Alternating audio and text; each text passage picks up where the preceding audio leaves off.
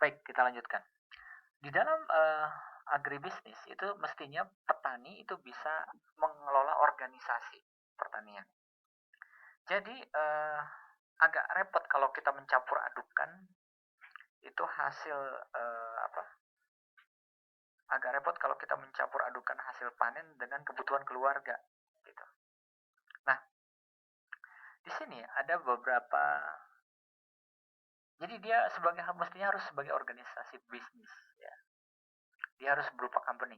The duty of a farm organizer among other things are select the farm enterprise. Anda harus memilih jenis usahanya apa. Ya kalau usaha jangan besar-besar dulu lah, firma atau CV aja dulu.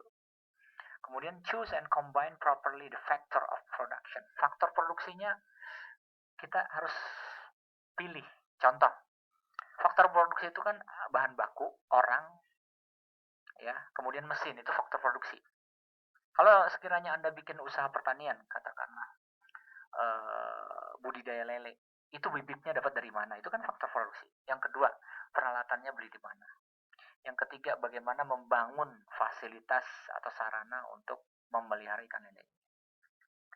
Kemudian, itu faktor produksi. Jadi faktor produksi itu adalah man, material, equipment. Orang, bahan baku, peralatan, itu faktor produksi. Kemudian plan the physical layout of the farm. Nah, mestinya Anda gambar itu. Seperti apa sih fisik pertanian itu? Layoutnya itu seperti apa gitu. Anda gambar. Ya. Ada jalannya gitu kan untuk tempat traktor atau apa. Kemudian bagaimana struktur media tanamnya, apakah tiang seperti ini, apakah bentuknya seperti ini. Kalau Anda tidak punya lahan yang luas, ini menjadi alternatif yang bagus. Seperti ini. Kemudian, provide a system of records and account. Anda harus punya pembukuan. Ya, berapa uang yang masuk, berapa uang yang keluar, berapa untungnya. Sehingga semua tercatat dengan jelas. Ya. Kemudian, planning layout of the farm. Bagaimana kita merencanakan layout daripada pertanian? Yang pertama adalah planning the internal arrangement of building to make sure that there is sufficient space for the livestock and for the storage of crops. Nah, kebanyakan petani kita tidak melakukan ini. Mereka tidak membangun gudang. Mestinya mereka punya gudang. Sehingga gudang itu dipakai untuk menjaga kualitas hasil pertanian kalau misalkan disimpan agak lama. Nah, kelemahan teknologi kita adalah teknologi penyimpanan. Ya, makanya ada orang yang bisa mengekspor udang ke Jepang. Kenapa? Karena bisa nyimpan. Nggak bau tuh udang. Udangnya disuntik dulu, dibikin pingsan. Kemudian pada saat sudah nyampe di supermarket, bangun. Jadi udangnya disuntik, dibikin pingsan. Kalau udang mati, kemudian Anda ekspor, ya bau itu udang. Gimana caranya supaya nggak mati? Dibikin dipingsanin dulu tuh udang. Itu kan pakai teknologi. Planning the location of the buildings for convenient arrangement with one another and the fields. Ya, Anda harus bangun bagaimana caranya agar peralatan pertanian itu mudah mengakses ke lahan pertanian, gitu kan? Planning the shape and location of fields to suit the rotation and the lay of the land so as to ensure economy of works. Itu lahan itu harus direncanakan. Karena kan lahan itu kan tidak selamanya ditamani singkong. Itu kan harus ada rotasi penanaman. Jadi setelah ditanamin singkong, ditanamin apa lahan yang ini, maka singkong akan pindah ke lahan yang berikutnya. Ya. Setelah ditanami semangka, setelah tanaman itu, supaya apa? Supaya kesuburan tanahnya itu kembali. Jangan terus aja di singkong itu tanahnya jadi nggak subur. Gitu. Tanam singkong itu mudah, tetapi itu merusak struktur tanah. Nah, kemudian consideration of farm planning. Apa saja harus kita pertimbangkan pada saat melakukan perencanaan pertanian? Yang pertama, farm building should fit the type and size of the farm. Ya, bentuk bangunan itu harus sesuai dengan ukuran daripada pertanian yang kita punya, gitu. Jangan lahannya 1 hektar, kemudian tempat penyimpanannya hanya cukup untuk katakanlah 500 meter persegi. Itu kan sayang. Kemudian there should be an adequate supply of clean water. Nah, kira-kira dari mana kita mendapatkan air bersih? ya untuk menyiram hasil pertanian itu. Ya, berarti harus dekat ke jalur itu. Kalaupun tidak, berarti kan Anda harus membangun sumur yang bisa menyedot air. Building should be arranged and equipped in a manner which saves labor. Jangan sampai kita membangun lahan pertanian di tempat yang terlalu curam sehingga orang susah ke sana, bahkan akan celaka orang gitu ke situ. Ya, itu harus menjadi consideration. The farmstead should convenient located with respect of water supply, roads, and field. Nah, itu penting. Karena kalau jauh dari jalan, gimana kalau panen?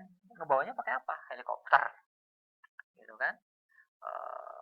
Water supply. Building should be placed in a compact form for easier supervision by the owner or manager. Mestinya seperti itu.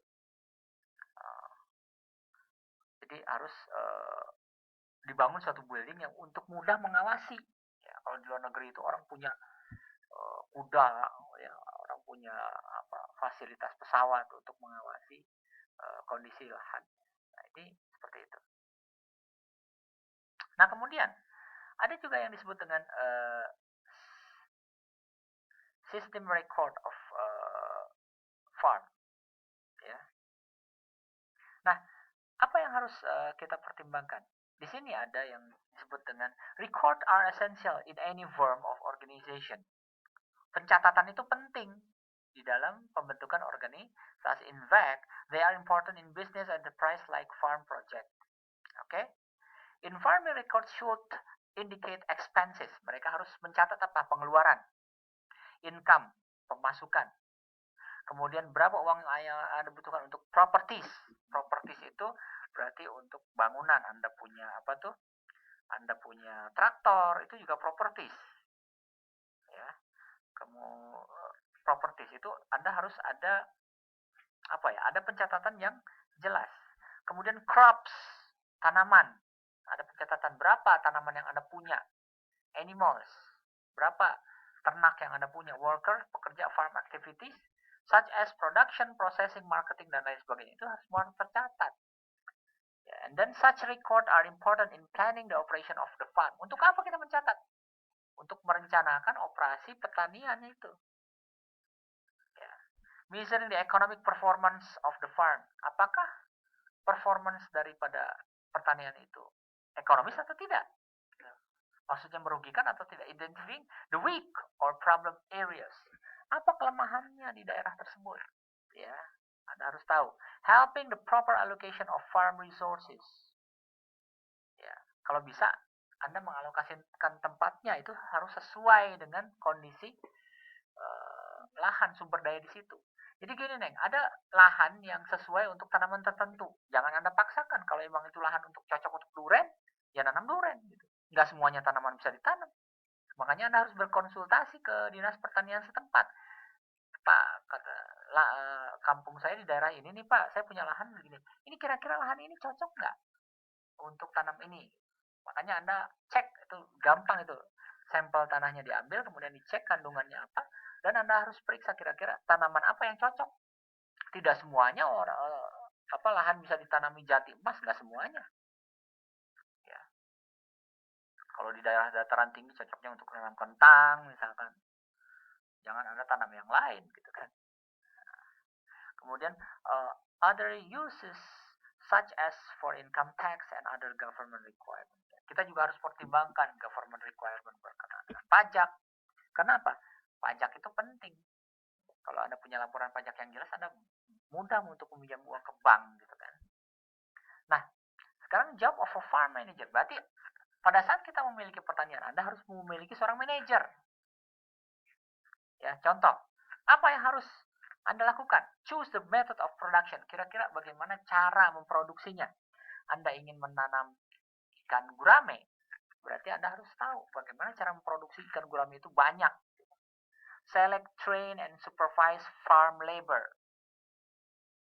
Bagaimana kita menyeleksi tenaga kerja yang akan bekerja di pertanian kita. Atau Anda mengumpulkan petani, kemudian bagaimana mereka di training supaya jangan salah. Jangan Anda kasih bibit unggul tetapi dia tidak sanggup untuk menanamnya. Ya percuma. Supervise farm labor. Anda mengawasi tenaga kerja. Control and direct physical resources. Anda mampu mengendalikan secara langsung sumber daya fisik. kemudian adjust farm operation, operasinya itu bisa di-adjust sehingga lebih efisien. Artinya dengan modal sedikit Anda bisa mendapatkan produk yang lebih baik. Prepare operation plan, Anda harus membuat perencanaan operasi. Misalkan tanggal sekian ngapain gitu. Itu ada perencanaan operasi. Keep farm record and accounts. Kalau bisa itu pertanian itu dicatat dan dihitung, ya.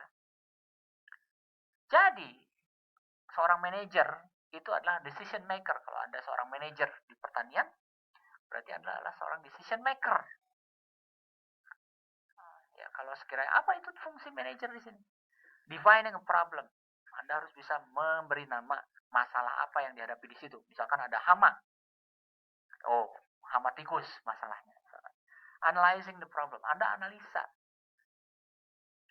Kira-kira apa yang menjadi penyebab terjadinya hama tikus ini? Oh, mungkin kelembaban lahan. Kenapa? Pada saat kita bisa menganalisa penyebab, akan mudah untuk menentukan alternatif solusinya. Developing alternative solution. Apa alternatifnya? Alternatif untuk mengantisipasi tikus itu kan panen serentak misalkan. Atau Anda membasmi hama itu gitu kan. Developing alternative solution. Designing the best solution. Anda pilih satu solusi yang terbaik. Misalkan panen serentak. And implementing decision into action. Jangan cuma deciding, tetapi implementasikan ke dalam aksi. Nah, inilah fungsi dari manajer. Jadi, pertanian juga bukan manajer. Owner itu sebagai manajer. Baik, itu berkenaan dengan manager as a decision maker in farming.